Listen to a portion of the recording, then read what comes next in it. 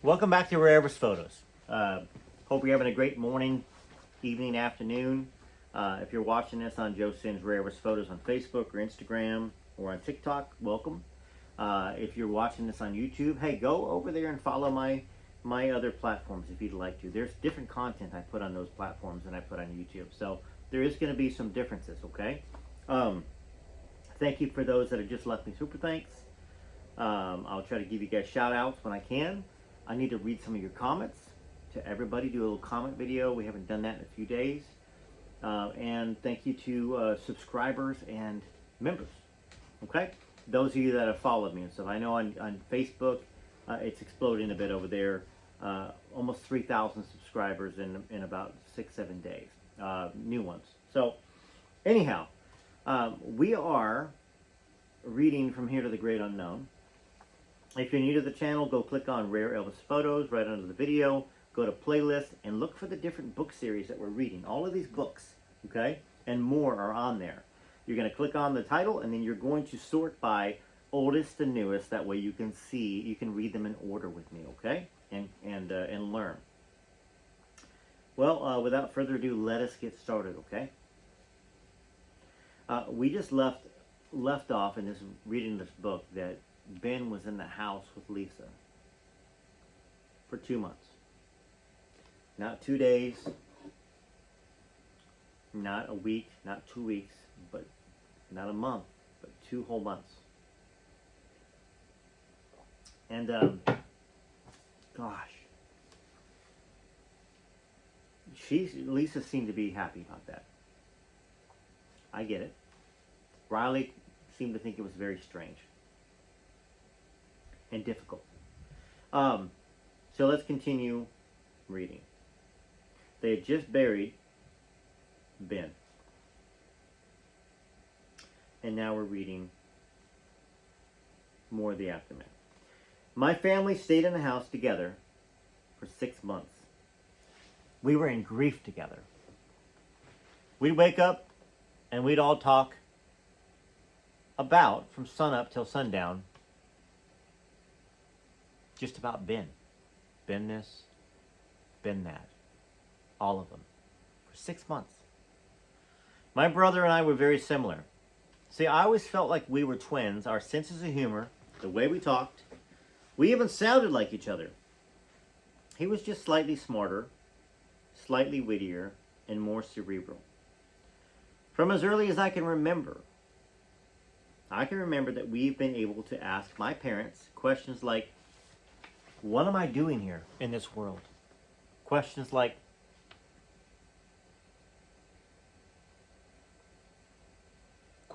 that. And they've always been able to open up their minds and be open to the conversation. So when Ben passed, we had this beautiful grieving experience. I don't think people have very often. We talked about existence, about loss, about love, and their deeper meanings. It was a singular period in which we all felt very strong that we were connected to something bigger than ourselves. It was my parents, my sisters, my cousins, and my closest friends in a COVID and grief pod. We would take my sisters out into the backyard, and that's where we'd sing and paint and lie under the stars. It was all Ben-centric, a process led by my mother, who said that she wasn't going to let us talk about anything other than her son.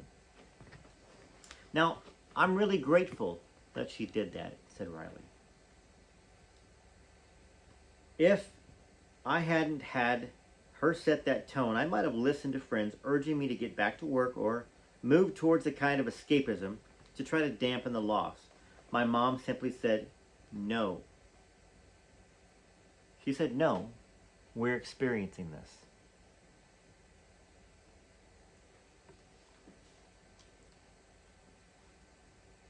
We all agreed that my brother would not have taken his own life if he was sober. We all had a sense that the minute he did it, it wasn't truly what he wanted. And knowing that was hard. It was very hard on us. I've never been angry with my brother for doing what he did. I felt a tremendous empathy for him and a profound sadness that in that moment, ending it all was his only solution. I know in any death that there's a feeling of responsibility in the ones left behind, but when somebody takes their life, the guilt is that much deeper, said Riley. And because he was my little brother, I feel a sense of personal responsibility, like I failed in my role as his big sister. Of course, my parents felt this even more than I did. I don't fully understand the relationship between free will and destiny, and I accept that. A lot of us on this channel are Christians. Some are other religions. Some are agnostic. I think we all recognize that. What she said there, that she doesn't understand the relationship between free will and destiny. I don't know if that's part of a Scientology thing, destiny. We talk about it. People, oh, you're destined to die young. Sally Hodel, or whatever, that's her name. Destined for greatness. But then you have free will, according to Christianity. But then there are things that are predestined as well. I think it's very confusing. And to try to reconcile somebody's life ending at 27 like Ben's did, she just said, I accept that she doesn't understand. Though I believe my brother didn't truly want to end his life, and though my parents and I wish he had done things differently to try to avoid this tragedy, and I wish every day to see him again, I've come to believe that everything happens as it's supposed to happen in that moment. Ben's death somehow solidified that for me, and I was in the most pain I've ever been in my life. But I also had the deeply transformative experience of surrendering to that avalanche of pain and not trying to avoid the grief. It's a good point there. You know, when we lose people, sometimes people, oh, you know, it's going to get better. Sorry for your loss. People avoid you. You try to move on quickly by working. Maybe you recognize on a birthday or an anniversary, but they had the benefit, obviously, of the money, in a sense, too, of being able to fully, deeply grieve. Lisa, though, made it a big, big, big thing here. Now, how that affects everybody long term, I don't know. How it's going to affect Harper and Finley, I don't know. So, this was a huge lesson for me. The only way out is through. You must allow pain in to free yourself from it. I agree with that. You must truly grieve in order to really have healing. Now, we're told not to cry from the moment we're born. We spend much of our lives trying to disassociate. When we feel something bad, we try to make ourselves feel better because we're afraid of it. Like anyone, I feel uninspired and indifferent about life and broken at times. Life can be unbearably hard and cruel. But somehow the loss of my brother reframed all of those moments for me. Ben made me realize that every little thing matters. Every little mundane moment. Every flash of joy. All of the pain. The loss of my brother made me understand how two things, maybe more than two things, can be true at the same time. This has been one of the most profound experiences I've ever had. Learning to hold joy and suffering and indifference and hope simultaneously.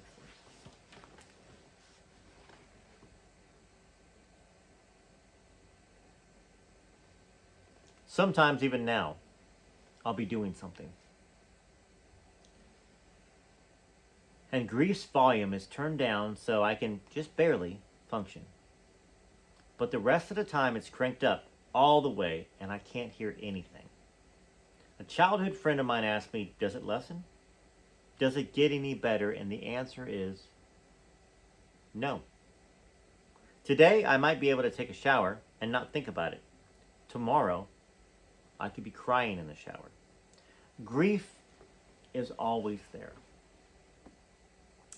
Now, days after he passed, I was sitting in the room with his body in hopes that he could somehow help me through the pain I was feeling. That he could give me some guidance through this. And on that day, I swear, I could almost hear his voice saying, "There's a point. Keep going." And that feeling has never left me. Do y'all think that once your loved one passes, that they can communicate with you either through your own spirit, the voice in your head? Is it your voice? Is it your loved one talking to you? Obviously, this is all opinions. We don't know. There's no scientific fact that an outside voice comes in to your brain from heaven, from the other world, whatever you believe in. But, or through dreams. But if a lot of the religious fields believe that we are all connected prior to coming down here, we're all part of a greater something, right? Do you ever really truly lose that connection, or is there a flow? If God is God, God can do whatever, right? He can make anything possible. So, to Riley's experience, I think she really feels that she could almost hear his voice saying, "There's a point, keep going," and maybe it was Ben telling her, "Keep going."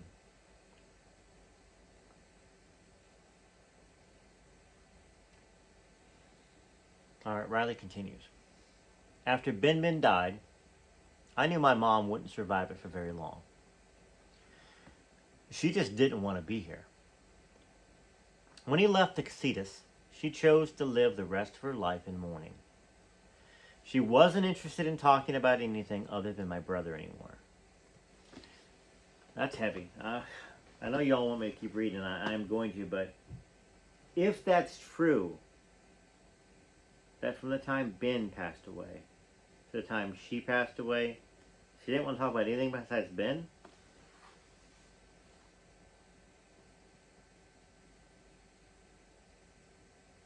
She would say that her life was over, that she was only here for her other children, but that she was torn because she had 3 children here on earth, but 1 child somewhere else.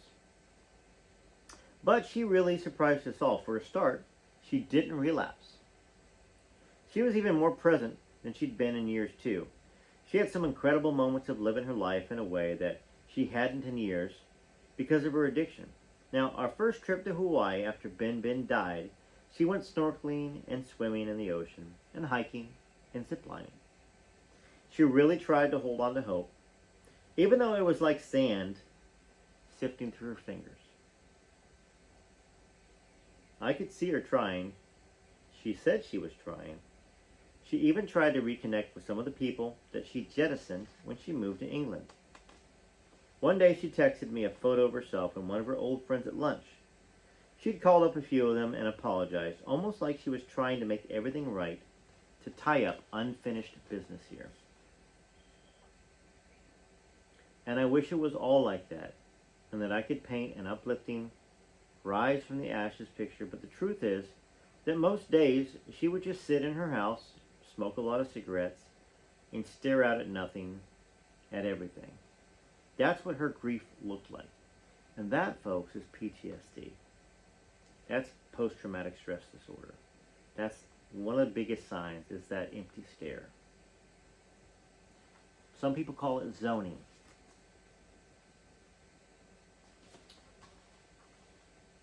I saw her 3 times a week, said Riley.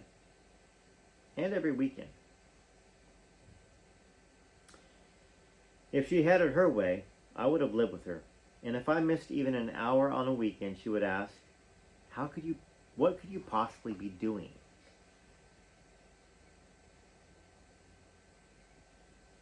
She thought about making more music, but she wasn't there yet. More and more she became set on helping people somehow, especially grieving parents. The act of helping was the only way she could feel any relief. See, she wanted to help others so she could help herself. She would have groups of parents who had also lost children over to the house on Sundays. She'd put out these little sandwiches, and she and her grief counselor would run grief groups. She wrote an op-ed about grief, the first time she'd ever written anything like that. And she was planning to do a podcast about grief as a way of finding purpose.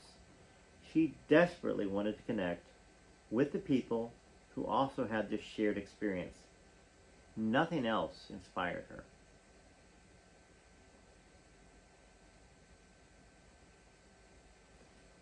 That was what it looked like for my mom to try her hardest to make it for her other kids, and it was beautiful. Then Lisa says,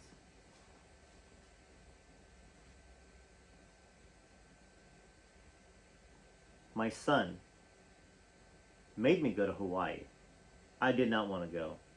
See, we had a house there. I'd lived there, and he loved it there. It was his favorite place, and he knew that's where I used to go to heal. Suddenly, I found myself planning a trip there. And I said out loud to him, okay, this is not me, but I'm going. It's you. I know it's you. I know that I don't want to go, but I'm going." Then I was there on the actual anniversary of his death. It was not a coincidence, and I knew not to invalidate that. I got some vitamin D. I walked every day for a mile, which was big, and I stopped wanting to die every day.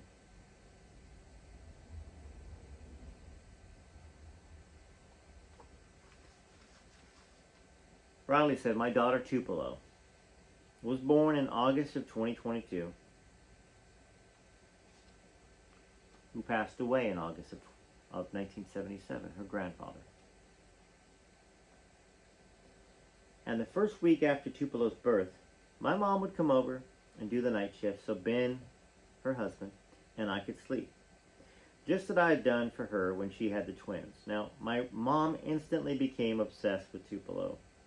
She felt she had a very special connection with her, so she'd come over to my house in Silver Lake and take her away to be alone with her. Now, I'd watch through my window as they'd go off to sit in the garden.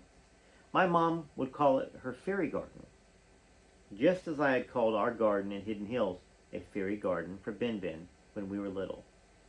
My mom bought swing sets and toys that filled her own house so that Tupelo could sleep over. But despite all this love that she still had inside her, and all of her effort to live, we could all see it. We could feel it coming. We all knew that my mom was going to die of a broken heart." And then Lisa reads, this is Lisa's section.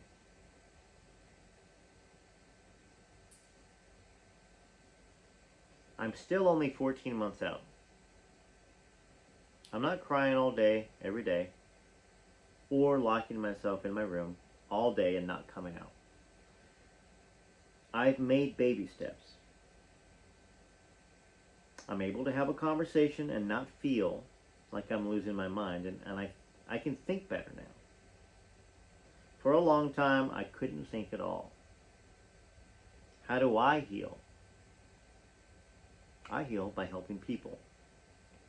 One kid wrote to Riley and said, 'I didn't take my life last night because of what you said, and what you said it would do to my family and those that are left behind, so thank you. I'll find some other way.' And that helped me," said Lisa. "That brought me up." You're going to have to find something that's possibly nothing that you've ever done before. And that's going to be your purpose now, like it or not. This is Lisa talking to herself. And you have to follow through. That's what I care about. If I'm honoring my Ben, and if I'm helping other people by sharing the experience I've had with them, with addictions or suicide, that feels really authentic to me, and that's where I'm at. Now,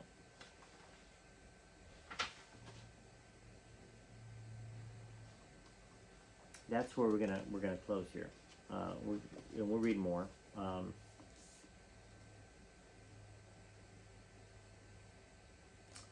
Anyhow, very introspective book, and I think that we can all learn life lessons. We can all learn life lessons from this book, from Ben's choice, to how Riley dealt with it, to Lisa's choices, to how Lisa dealt with it. We can find some things that we don't think are good and healthy. We can find some things that we think are healthy. And we can put them into practice when we have similar situations. Anyhow, that's kind of what life's about, right? Learning from each other, learning from our own experiences, our own mistakes, other people's mistakes around us. Until the next episode, Rebirth Photos. I'm trying to get a little bit of reading in today and trying to get some stuff put on the channel for the future. While I get a little bit of extra time, that way y'all don't have big old gaps, right? Okay, so hopefully this works out well. And got to give my voice a little bit of a break. Been reading quite a bit today. All right, till next time, Rebirth Photos. Thanks you have subscribed. Super thanks. The follows on Facebook, the sharing the videos, the making it to the end, MITTE, to your members, everybody. Till next time.